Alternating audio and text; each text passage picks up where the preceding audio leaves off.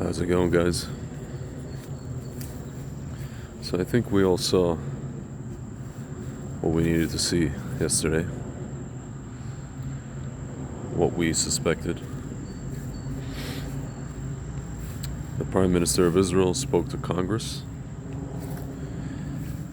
He gave a pretty, what I would say, a decent speech. Nothing unexpected. And we saw, or at least I saw, something probably even worse than what I suspected. I suspected it was pretty bad, but I didn't suspect it would be that bad. Basically, half of the Democrats in Congress, what's called caucuses, did not show up to the speech. And this includes their leader, Nancy Pelosi. And this also includes the person who presides over Congress, the vice president, supposedly the vice president of the United States, Kamala Harris. And so the conclusion that I draw from this, folks, is that, first of all, this is only going to get worse within that party. Pretty soon, a firm majority of that party will be against Israel, if they aren't already. And you could say, well, what about the other people that showed up? I would suspect that at least half of those people that showed up, judging by their reactions, the fact that they didn't clap and then they didn't stand, are also, and you could say, well, maybe they're against Bibi. Folks, the point is not whether or not you're for Bibi or against Bibi. Bibi is a representative of the country, of the nation of Israel, right? He's not Mashiach, but he's the Prime Minister of Israel. And he's here to bring a message from the people of Israel. Whether or not you like him, you agree with him politically, this or that, it's immaterial, folks. Just like if the President of the United States came, and I don't know, the second in command did not come to the Knesset to watch a speech, that would be a big slap in the face, right? My friends. So now we understand. Folks, so what are we to conclude from this? We are to conclude that, and listen, you could say this statistic may not be true, but I'm just going to give the benefit of the doubt and say at least 50% or 60% of the Jews in America are going to vote for a party that despises them. Yes, it despises you, my friends. Why is that? Because if that party despises Israel, even if you say, I'm not so connected to Israel, I've never been to Israel, folks, it doesn't matter. It doesn't matter. Whatever your political, no matter your political, persuasion, if stuff goes down here in America, right? God forbid, Israel's the place we go, right? It's home. It's not supposed to be a bomb shelter state. It's supposed to be a country from which we rebuild our society, our Jewish civilization, and we emit light. But at a very basic, I guess, common denominator level, very simple, very pashut, as we say, level, it's your home, and it's where you have to go. Where you have to go to in case things go down. So, folks, if they don't support that, the existence of that, or, I don't know, they support it, but with, give away half your land, or, I don't know, put up your ass so that you could be, you know what? That's not support, my friends. And so that's the majority of the party that you're going to vote for. That at least 50% or 60%, I'm being generous here, it's probably like 70% of the Jews in America are going to vote for.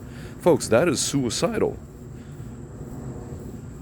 How do I know it's suicidal? Because the very person you're going to vote for president, if she will in fact be the nominee of the Democratic Party, by the way, they didn't even give you a choice who you want to nominate. They made sure after the primaries to do it so that the elites can nominate her. All that money they raised, right? So folks, do you know what she said about this whole situation with Israel, with Gaza? She said, well, They're sending them flour. They're sending them food. Israel's sending them food. But what about water? They can't cook without water. Well, I'm wondering if those women are getting, feminine hygiene products. Well, it's a perfectly, I'm just paraphrasing, it's a perfectly normal, display of emotion from the protesters. This is how it should be. Folks,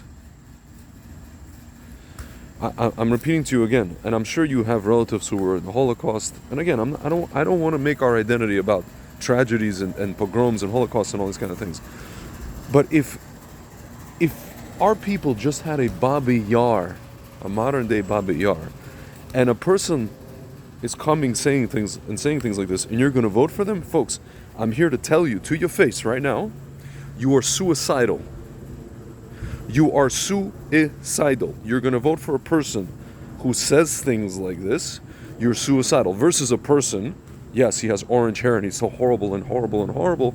He comes up and he says, straight up, at the Republican convention, if there's gonna be consequences. He straight up said it. To the Palestinians, to Hamas, there's going to be consequences. Unlike what the other guy said, oh, we're going to take your stuff away. We're going to punish you. You better do a ceasefire. We're going to punish you. My friends, it's a completely different message, and you're not hearing it. Either you're deaf, or you're stupid, or you're suicidal. There is no other rational explanation for you. So some of my friends have been asking, Tzvi, how is this possible? How is it possible? And I said, well, you have to understand something. These people, these Jews who vote for this party, continue to vote for this party, who have been voting for this party, they've been voting for this party for about 100 years. The irony is that their favorite historical president, FDR, turned back the ships full of Jews who ended up going to their death. He was probably the biggest commie, the biggest socialist America's ever known, with the exception of Obama, right? He was the one that installed all of these programs that you see. And of course, LBJ continued. I'm not going to go into that. My friends, they've been voting for this thing full of creatures for 100 years. So they're stuck in political Mitzrayim. They're stuck in political Egypt.